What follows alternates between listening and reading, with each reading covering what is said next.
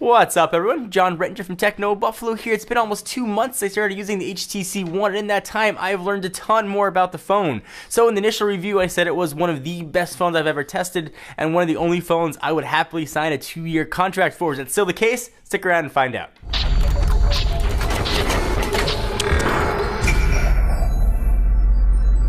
So one of the things I really loved about the phone when I did my initial review was the build quality. I loved the all aluminum feel of the phone. I love the construction. I liked the way it felt in the morning when I picked it up, but it was cold. And that hasn't changed at all. The phone has held up really nicely over the past few months. In fact, it's even survived a few drops. And I don't use a case on my phone at all.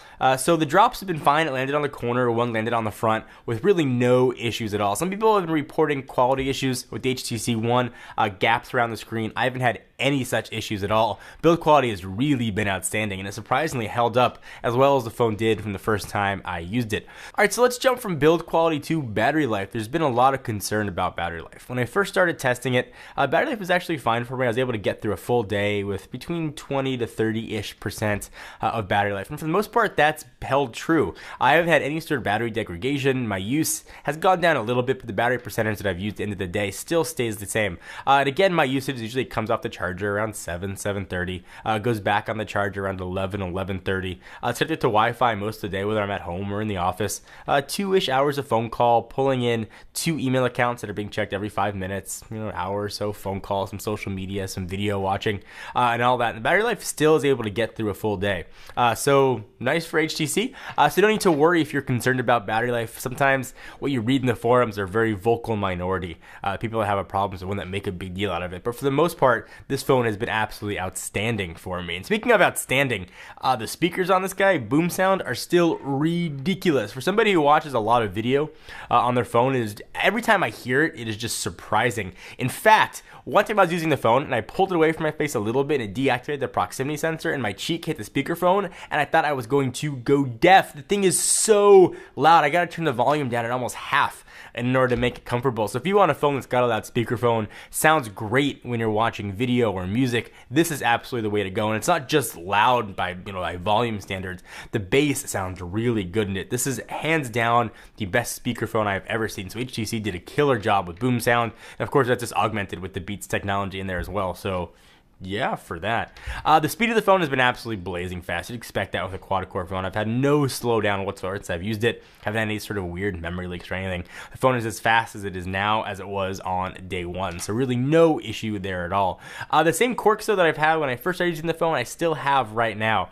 The button layout, I cannot for the life of me understand why there's a huge HTC logo in the middle that I can't touch. It has been infuriating. But fear not, there's actually a way to kind of make that HTC logo act almost like a home button. Our very own managing editor Roy Choi found an app called Swipe Home Button that works almost like a regular home button. All you got to do is instead of tapping it, you got to sort of swipe up a little bit and it'll take you back to your home screen. So it works pretty well. That's gotten rid of some of my gripes. The other gripes I have though is multitasking. I like the way it looks on here, the whole grid layout. You can see a ton of applications.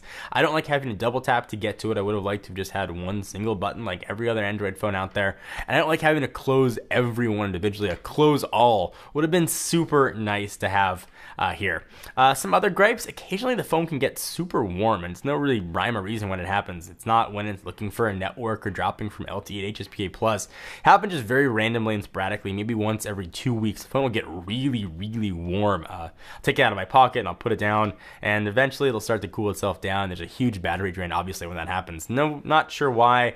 And again, it's not so regular, but it is happening. Another gripe I'm having is with the GPS. I'm not sure it's because of the aluminum construction or what, but I am not able to lock into a GPS signal very quickly and sometimes not even at all. So whether or not I'm using Foursquare or Google Maps, something else to use the GPS radio, it's just not that good. It'll eventually lock in and it works fine once it does, but logging in and getting that first connection has been really slow and slower than almost every other phone I've connected. So if you rely really heavily and you need quick GPS, you may want to look elsewhere. So when I started using this phone, I did the initial review, I said this is the first phone since the iPhone 4 I would happily sign a 2-year contract for. And I absolutely feel that same way right now.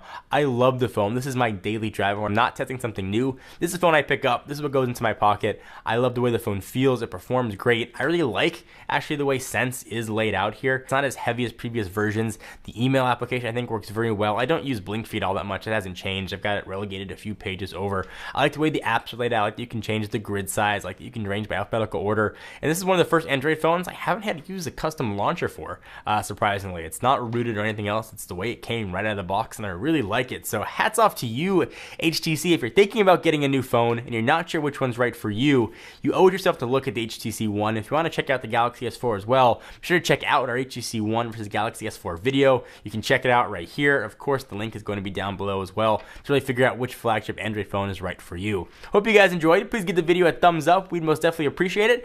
Check us out at technobuffalo.com for the latest and greatest tech news. I am John Rettinger. I'll see you next video.